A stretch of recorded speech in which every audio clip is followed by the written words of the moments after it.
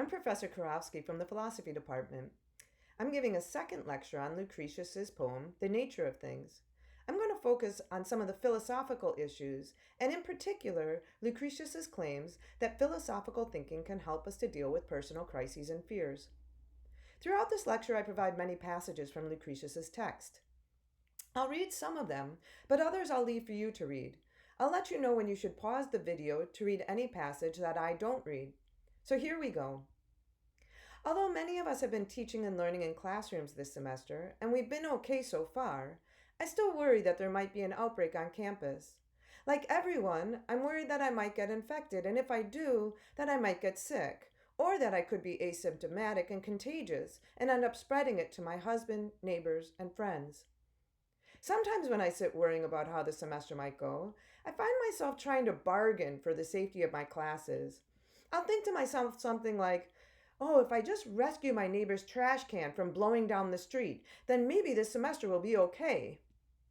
And other times I find myself pleading, please, just let us get this virus under control. But then I laugh at myself and wonder, with whom am I making such deals? And to whom am I pleading to get rid of the virus? I mean, exactly who or what is going to be holding up the other end of the bargain?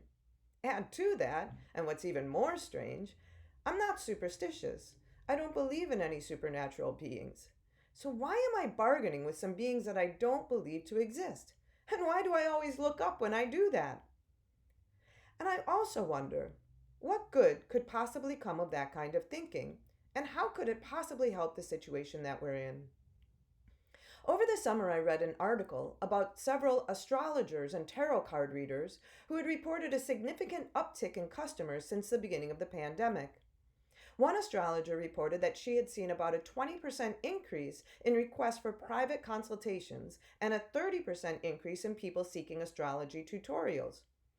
The article cited a psychologist who suggested that the reason why so many more people were turning to mystical sources of information may be due to the fact that people would prefer to have some sign about what the future might bring rather than remain in a state of complete uncertainty about how the future will unfold.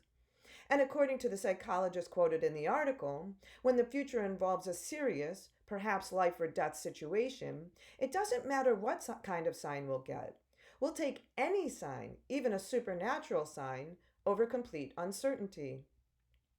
And that seemed to pretty accurately describe my behavior.